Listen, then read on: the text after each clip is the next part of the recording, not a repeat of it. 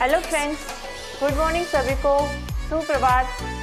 हम हमारे टॉपिक की शुरुआत मोटिवेशनल कोट के साथ करते हैं ताकि आपके अंदर जोश आए, आपको इससे प्रेरणा मिले, आप इससे इंस्पिरेट हो।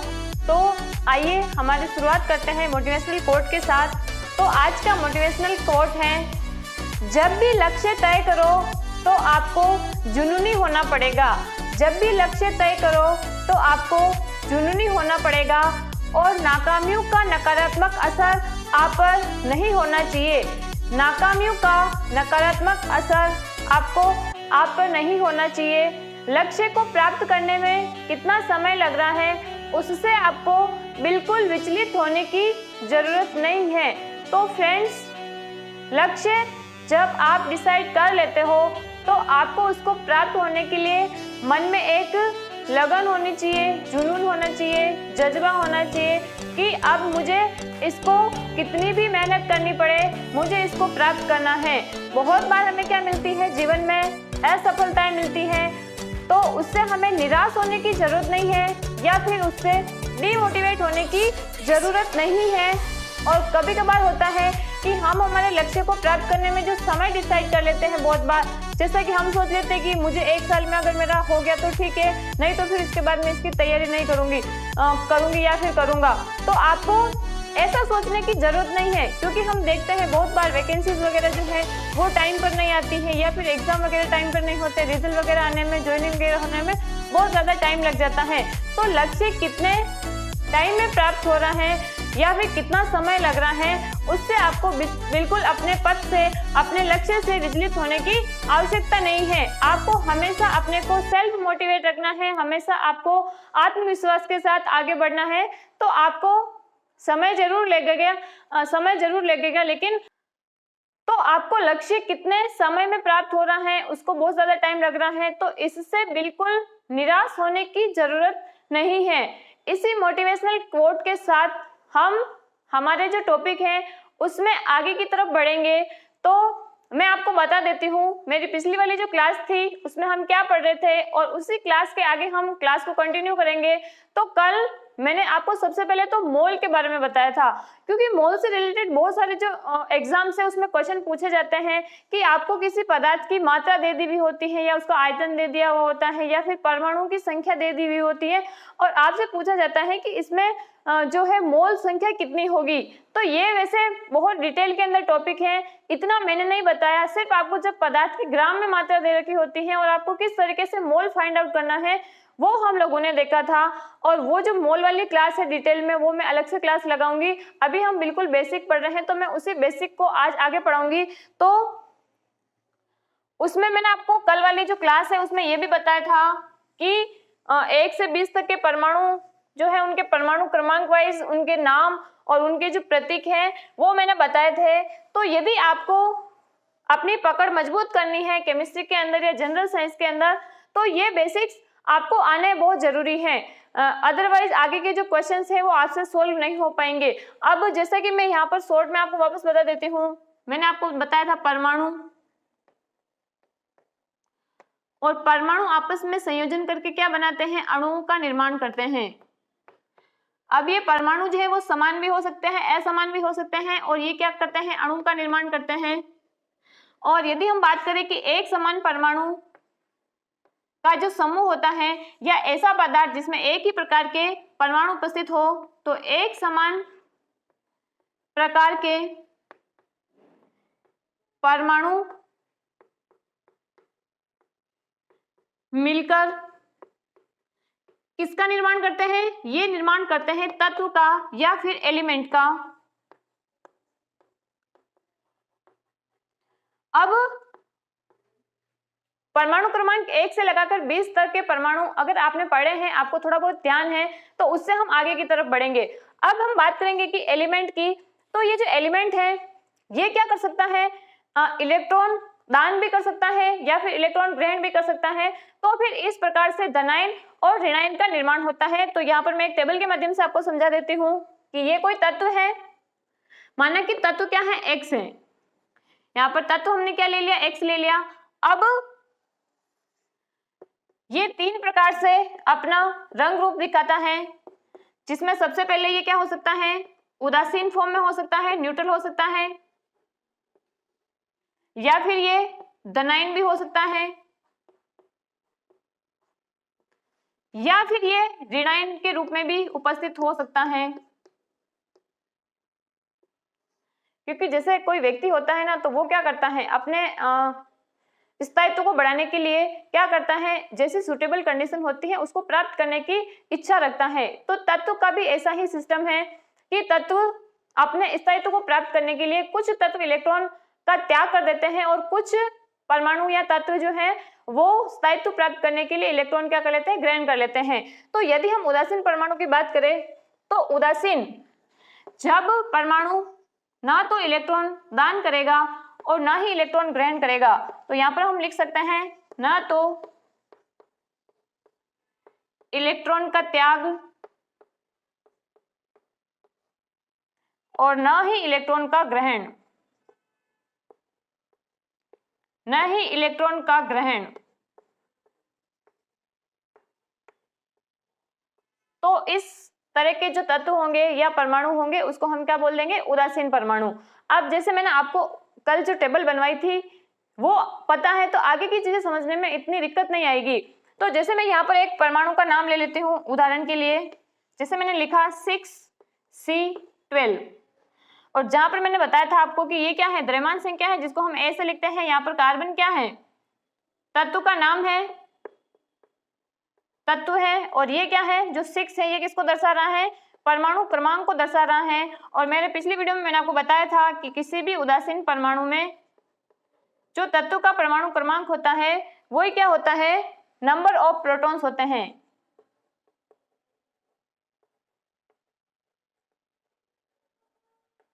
और जब परमाणु उदासीन है तो उस कंडीशन में किसी भी परमाणु में जितने प्रोटॉन्स हैं उतने ही क्या होंगे, न्यूट्रॉन्स होंगे। तो सबसे पहले बात हो गई उदासीन की। अब हम बात करते हैं धनायन की। केटायन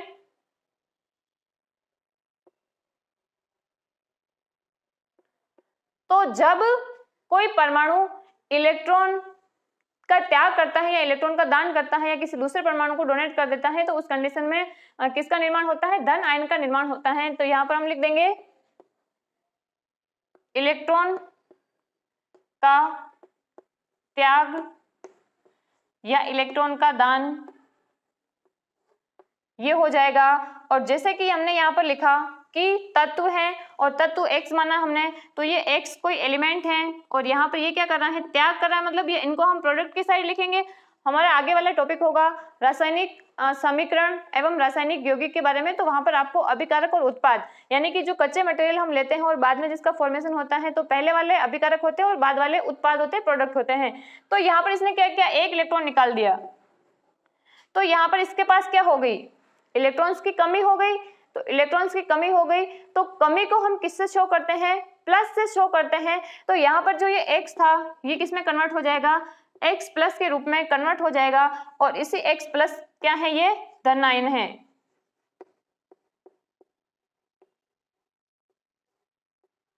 अब यहाँ पर जैसे मैं उदाहरण ले लेती हूँ कोई भी, जैसे कि सोडियम परमाणु है, मैंने परमाणु क्रमांक 11 पर आपको लिखवाया था सोडियम, और ये आता है 11 नंबर पर। और सोडियम क्या करता है, एक इलेक्ट्रॉन का त्याग करता है और ये बदल जाता है Na+ के रूप में। तो इसको हम बोलते हैं सोडियम आयन, और वैसे भी इसके ऊपर प्लस लगा हुआ है तो ये क्या हो जाएगा, सोडियम का धनायन हो जाएगा। तो आई थिंक क्लियर हो रहा होगा। इसी तरीके से हम और भी उदाहरण देख सकते हैं, जैसे मैग्नीशियम है, और मैग्नीशियम क्या करता है, 2 इलेक्ट्रॉन त्याग करता है और ये किस में बदल जाता है, Mg+2 में बदल जाता है। अब यहाँ पर कौन सा परमाणु कितना इलेक्ट्रॉन ग्रहण करेगा और कौन सा परमाणु कितना इलेक्ट्रॉन का दान करेगा, ये उस पर डिपेंड होगा कि वो क्या करेगा, अपना अष्टक कंप्लीट करने की कोशिश करेगा, अपने बाह्यतम कोश में 8 इलेक्ट्रॉन पूरा करके स्थायित्व प्राप्त कर लेगा। तो उस हिसाब से संख्या जो है डिसाइड होती है कि कितने इलेक्ट्रॉन बाहर निकाले जाएंगे और कितने इलेक्ट्रॉन ग्रहण किए जाएंगे। फिर तीसरा है हमारा ऋणायन, या फिर इसको हम बोल सकते हैं एनायन।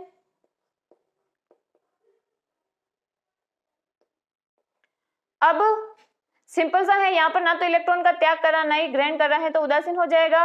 और जब इलेक्ट्रॉन का त्याग करता है तो ये धनायन का निर्माण करता है। और यदि कोई परमाणु इलेक्ट्रॉन ग्रहण करता है, तो आपको पता है कि जब इलेक्ट्रॉन के ऊपर नेगेटिव है और ये किसी तत्व के पास आएगा तो ये इसका माइनस किसके ऊपर आ जाएगा, इस तत्व के ऊपर आ जाएगा, इस परमाणु के ऊपर आ जाएगा, तो किसका निर्माण हो जाएगा, ऋण आयन का निर्माण हो जाएगा, एनायन का निर्माण हो जाएगा।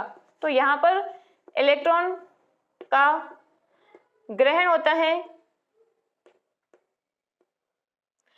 जैसे उदाहरण के लिए हमारे पास कौन सा तत्व था, एक्स तत्व था, इसके पास कोई इलेक्ट्रॉन आया और ये किस में बदल जाएगा, x - 1 में बदल जाएगा। अगर इसके पास 2 इलेक्ट्रॉन आते हैं तो ये इसके ऊपर कितना चार्ज आ जाएगा, -2 चार्ज आ जाएगा। यदि इसके ऊपर कितना आता है, 3 इलेक्ट्रॉन आते हैं तो ये किस में बदल जाएगा, x - 3 में बदल जाएगा।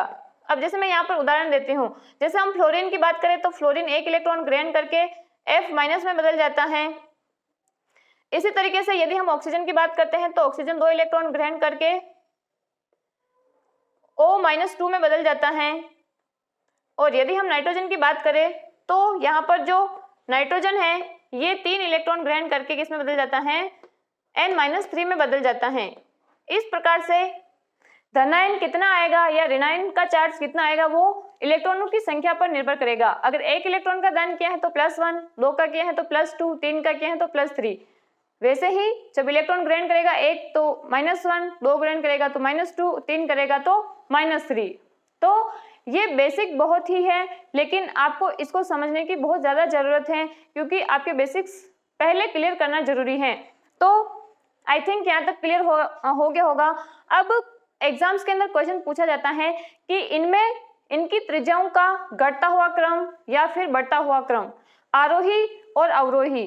बढ़ते हुए क्रम, आरोही मतलब आरोहण यानी कि चढ़ना, तो बढ़ते हुए क्रम में जमाएंगे तो आरोही, और अवरोहण यानी कि कमी होना, तो यदि हम घटते हुए क्रम में जमाएंगे तो वो क्या हो जाएगा, अवरोही हो जाएगा। तो त्रिज्या सिंपल है। त्रिज्या जब जैसे कि हम बचपन में पढ़ते थे छोटी क्लासों के अंदर कि ये कोई भी गोला है और ये गोले की क्या है, परिधि है, और इसमें बीच में इसका केंद्रक है, और ये क्या है, त्रिज्या है। इसको हम किससे लिखते थे, r से लिखते थे। तो परमाणु में भी ऐसे ही है। हमने क्या देखा, बीच में परमाणु का क्या होता है, नाभिक होता है यहाँ पर। तो नाभिक के केंद्र से लगाकर जिस भी कक्षा में इलेक्ट्रॉन होगा उसकी जो दूरी होगी वो क्या होगी, उसकी त्रिज्या होगी r। तो यदि हम इनमें त्रिज्या का क्रम देखें तो बहुत ज्यादा इंपॉर्टेंट है, और जेट वालों के लिए तो स्पेशली बहुत ज्यादा इंपॉर्टेंट है, और यदि रीट लेवल सेकंड साइंस है तो उनके लिए भी ये बहुत ज्यादा महत्वपूर्ण है। तो यहाँ पर हम लिख देते हैं त्रिज्या का क्रम। पहले तो मैं यहाँ पर त्रिज्या की परिभाषा लिख देती हूँ, रेडियस, नाभिक व्यास,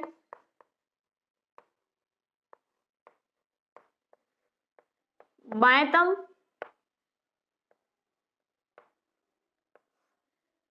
कोश के मध्य दूरी,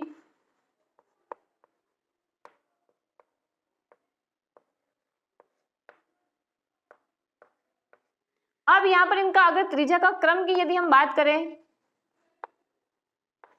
तो क्रम आपका आ जाएगा, सबसे ज्यादा त्रिज्या जो होगी वो ऋणायन की होगी, फिर उसके बाद उदासीन परमाणु की, ऋणायन, फिर उदासीन, और सबसे कम त्रिज्या जो है वो किसके हो जाएगी, धन आयन की हो जाएगी, केटायन की हो जाएगी। अब जैसे मैं आपको एक उदाहरण दूं यहाँ पर कि आपको बहुत सारे परमाणु दे रखे हैं, जैसे नियोन है, एल्यूमिनियम +3 है, मैग्नीशियम +2 है, O-2 है, F-1 है, इसी तरीके से N-3 है, और इसके अलावा आपका हो जाएगा Na+। इसमें आपको त्रिज्या का बढ़ता हुआ या फिर घटता हुआ क्रम जमाना है। तो यहाँ पर जैसे कि मैंने आपको घटता हुआ क्रम बताया है, सबसे ज्यादा ऋणायन की होगी, फिर उदासीन की होगी, फिर किसकी होगी, धनायन की होगी। तो यहाँ पर यदि हम इसका ऑर्डर जमाएं तो अब देखो, अब यहाँ पर कंफ्यूजन क्या हो सकता है कि किसी के ऊपर -1 है, किसी के ऊपर -2 है, किसी के ऊपर -3 है, इसी तरीके से प्लस में भी किसी के ऊपर +1, +2, +3 है। तो फिर हम इसको किस ऑर्डर में जमाएंगे, तो ऋणायन में भी जिसके ऊपर जितना ज्यादा ऋणायन होगा उसकी त्रिज्या उतनी ही ज्यादा होगी। तो देखो सबसे पहले ऋणायन में अपने पास सबसे बड़ा वाला कौन सा है, N-3 है, तो कौन सी हो जाएगी, N-3 हो जाएगा सबसे बड़ा। फिर हम बात करते हैं 2 वाला कौन सा है, तो ये हो गया हमारा N-3। अब दूसरे नंबर पर क्या आता है, O-2, तो सेकंड पर कौन सा हो जाएगा, O-2 हो जाएगा। फिर 1 वाला कौन सा, F-, तो क्या हो जाएगा F-1। अब उदासीन परमाणु, उदासीन यानी कि जिसके ऊपर कुछ भी नहीं लगा हुआ है, जिसने ना तो किसी से कुछ लिया है ना ही किसी को कुछ दिया है, बिल्कुल क्या है, न्यूट्रल है। तो न्यूट्रल देखो यहाँ पर इनके सबके ऊपर चार्ज है, ये नियोन जो है इसके ऊपर कोई चार्ज नहीं है, तो ये हो जाएगा नियोन। अब आता है प्लस, इसका क्रम आपको आई थिंक समझ में आ गया होगा। अब आपको धनायन की त्रिज्या को कैसे जमाना है, हमें घटते हुए क्रम में जमानी है। तो परमाणु इलेक्ट्रॉन का त्याग कर रहा है, तो यदि हम ये माने कि बाह्यतम कोश में सिर्फ एक ही इलेक्ट्रॉन है, तो एक इलेक्ट्रॉन अगर बाहर निकल गया तो क्या होगा कि पूरा का पूरा कोश कम हो जाएगा, तो त्रिज्या कम होगी। जब 2 इलेक्ट्रॉन जाएंगे तो एक बाह्यतम कोश वैसे खत्म हो चुका था, दूसरे वाले कोश में से भी एक इलेक्ट्रॉन चला जाएगा, तो बाकी बचे हुए इलेक्ट्रॉन्स की संख्या की तुलना में प्रोटॉन्स क्या रहेंगे, ज्यादा रहेंगे, तो वो नाभिक की तरफ क्या करेंगे, प्रबल रूप से आकर्षित करेंगे, तो त्रिज्या कम होगी। तो जैसे जैसे इलेक्ट्रॉन्स की कमी होती जाएगी वैसे वैसे जो है वो त्रिज्या प्रबल आकर्षण बल के कारण कम होती जाएगी। तो यहाँ पर थोड़ा सा ध्यान रखना है, ऐसा नहीं कि यहाँ पर ऋणायन का ये क्रम रहा तो आप त्रिज्या का भी ऐसा क्रम रख दो। ऋणायन में घटता हुआ क्रम इसके माइनस के घटते हुए क्रम में होता है, लेकिन धनायन में उसके बढ़ते हुए क्रम में क्या होती है, त्रिज्या की कमी होती है। तो यहाँ पर मैं लिख देती हूँ, सबसे पहले कम वाला कौन सा है, जिसके ऊपर +1 है, तो ये हो जाएगा सोडियम, प्लस इससे और कमी जिसने इससे और ज्यादा इलेक्ट्रॉन दिए हैं वो कौन सा हो जाएगा, मैग्नीशियम +2 हो जाएगा, तो ये हो जाएगा मैग्नीशियम +2। और इसके बाद और इसके ऊपर +3 है, तो सबसे बाद में कौन आ जाएगा, एल्यूमिनियम +3 आ जाएगा। तो ये बहुत ज्यादा इंपॉर्टेंट है, बहुत ज्यादा इंपॉर्टेंट है, स्पेशली जेट वालों के लिए और रेट लेवल 2 साइंस वालों के लिए बहुत ज्यादा इंपॉर्टेंट है। और वैसे भी जो बच्चे जिनके 9th-10th की क्लास में पढ़ रहे हैं या फिर जो 11th-12th साइंस में पढ़ रहे हैं, उनके भी ये बेसिक कंसेप्ट जो होते हैं वो क्लियर नहीं होते हैं, इसीलिए बाद में जब वो कंपटीशन एग्जाम की तैयारी करते हैं तो उनको बहुत ज्यादा दिक्कत आती है। तो आप जब थ्योरी पढ़ते हो तो उसमें आपके कंसेप्ट क्लियर होंगे, तभी तो आप जो है वो ऑब्जेक्टिव क्वेश्चंस जो है उसका आंसर दे पाओगे। तो हमें बेसिक क्लियर करना है और उसके साथ ही किसी भी सब्जेक्ट की पढ़ाई करनी है। तो ये बहुत बेसिक है, लेकिन यहाँ से जेट में हर बार क्वेश्चन पूछा जाता है। तो आई थिंक जो त्रिज्या का क्रम है वो आपको बहुत अच्छे से समझ में आ रहा होगा। तो आज की क्लास के लिए इतना ही इनफ होगा। बाकी की क्लास हम लोग बाकी के जो अपने पॉइंट्स थे वो मैं आज की क्लास में करवाने वाली थी, जिसमें जैसे समस्थानिक वगैरह है, सम न्यूट्रॉनिक है, सम इलेक्ट्रॉनिक है, सम बारीक है, ये भी बहुत बार एग्जाम में क्वेश्चन पूछ लिए जाते हैं। तो ये आज नहीं हो पाएगा, ये हमारे कल की क्लास में हो पाएगा। तो आई थिंक आपको समझ में आया होगा। Thank you friends, thank you very much.